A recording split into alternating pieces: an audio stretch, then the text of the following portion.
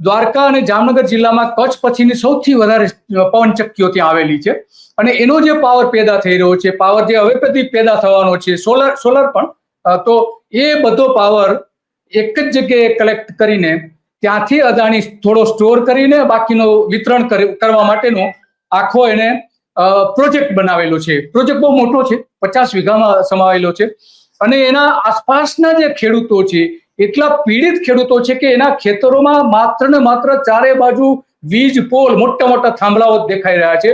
તો એનો ખેડૂતો વિરોધ કરી રહ્યા છે કે ભાઈ, આ જે તમે અહીંયા વીજ મથક સ્થાપો છો, વીજ વિતરણ વ્યવસ્થા તમે અહીં ઊભી કરી રહ્યા છો, પરંતુ અમને ઘણી બધી મુશ્કેલીઓ થઈ રહી છે.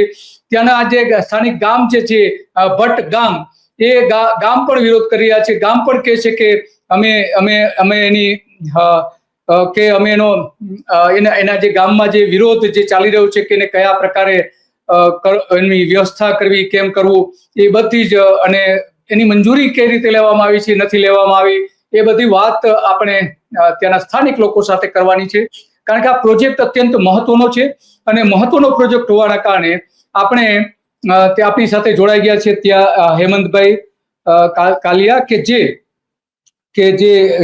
એ બધી જ વાત કરવાના છે આપને. તો એમની સાથે જ આપણે સીધી વાત કરીએ.